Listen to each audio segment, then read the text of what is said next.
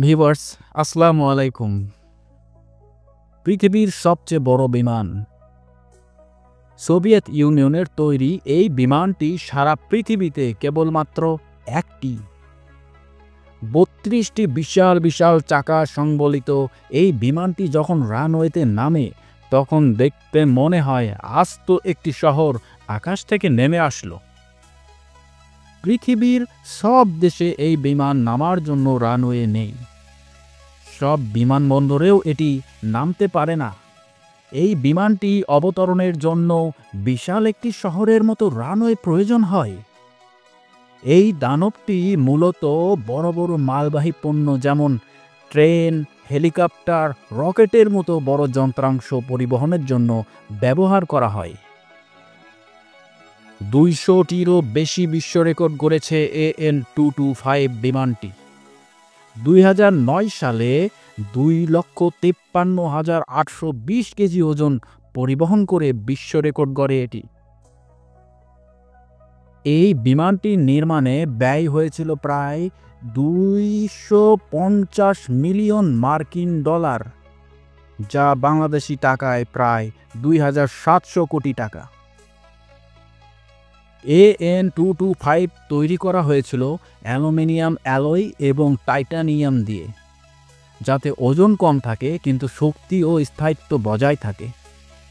এতে তখনকার সময়ের সর্বাধুনিক নেভিগেশন, ফ্লাইট কন্ট্রোল এবং কার্গো মনিটরিং সিস্টেম ছিল। এটি ছিল ২৭৬ ফুট লম্বা।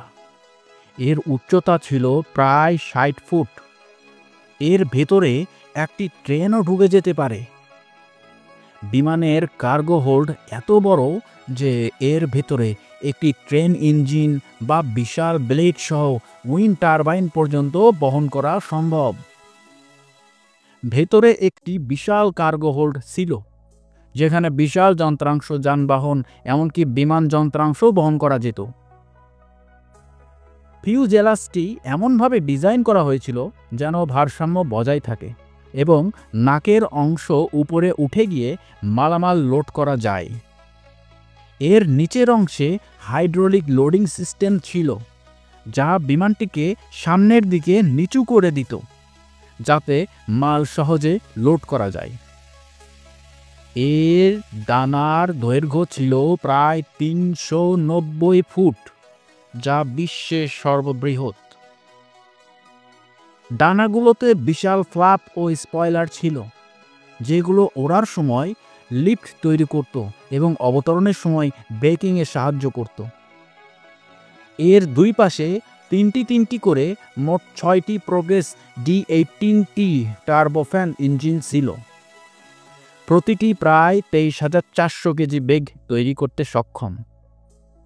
৩২টি চাকা, যার মধ্যে বেশিরভাগ পিছনের অংশে অবস্থিত ছিল ভারসাম্য রাখার জন্য।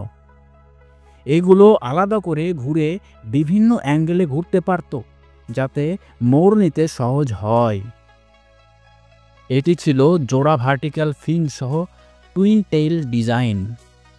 সাধারণ বিমানে একটি লেজ ফিন থাকে, কিন্তু AN225 এর লম্বা মাল বহনের কারণে বায়ুর প্রভাব ঠিক রাখতে এটি ছিল দ্বি-লেজ বিশিষ্ট। যখনই এই বিমান কোনো দেশে যেত, হাজার হাজার মানুষ তাকে দেখতে বিমানবন্দরে ভিড় করত।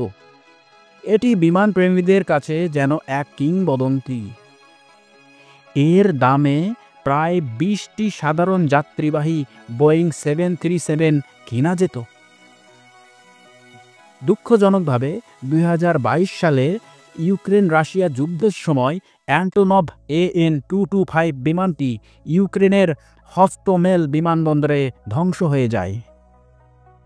তবে অ্যান্টোনভ কোম্পানি ভবিষ্যতে এটি পুনর্নির্মাণের পরিকল্পনা করেছে। বিশাল আকার ও ক্ষমতা, বিশেষ নির্মাণ ও প্রযুক্তি, দুর্লভতা, বিশেষ রকেটের যন্ত্রাংশ বহনের সক্ষম এবং রক্ষণাবেক্ষণ ও ব্যয়বহুল অপারেশন খরচ, সব মিলিয়ে অ্যান্টোনভ AN225 দানবীয় বিমানটি একটি বিস্ময়ের প্রতীক। ভিউয়ার্স, আজকের রহস্য এ পর্যন্তই। দেখা হবে পরবর্তীতে ভিন্ন কোনো রহস্য নিয়ে। ততক্ষণ আমাদের সাথেই থাকুন। ধন্যবাদ।